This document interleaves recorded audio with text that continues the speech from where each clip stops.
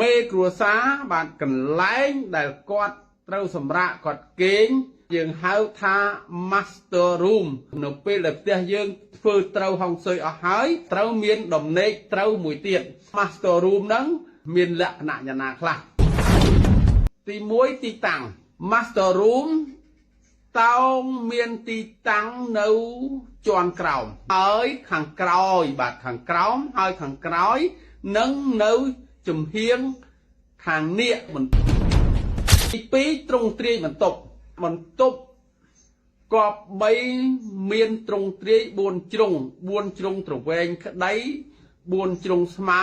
ការ៉េនោះក្តីជាជ្រុង4បាទទី3គឺទំហំជាទូទៅលក្ខណៈស្តង់ដាររបស់ Master Room គឺ16ម៉ែត្រការ៉េបាទ10ទី4បាទបរិស្ថាននៅក្នុងបន្ទប់គេងគឺបរិស្ថានទូទៅត្រូវស្អាតបាទមានតែក្រែមួយហើយនឹងសម្ភារៈដំណេកតែប៉ុណ្ណោះទី5ទ្វារបាទទ្វាររបស់ Master Room គឺបើកចូលយើងដើរអញ្ចឹងទៅគឺរុញចូលបាទនេះហើយយើងទាញចេញឬក៏យើងទាញចំហៀងជាទ្វារស្លាយមិនមែនជាលក្ខណៈបន្ទប់ដែលមានហុងស៊ុយនោះទេ Master Room ដដែលបាទបង្អួចត្រូវមាន2បើកចេញទៅក្រៅមួយហើយបើកនៅខាងក្នុងមួយ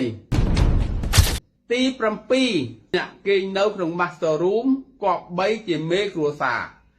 អ្នកណាដែលទទួលខុសត្រូវសំខាន់ជាងគេធំជាងគេនៅគប្បីអ្នកនោះបាទគេងស្នាក់នៅបាទអាស្រ័យនៅក្នុង Master Room កាលណាបើយើងធ្វើ Master Room ត្រូវតាមក្បួនហុងស៊ុយហើយ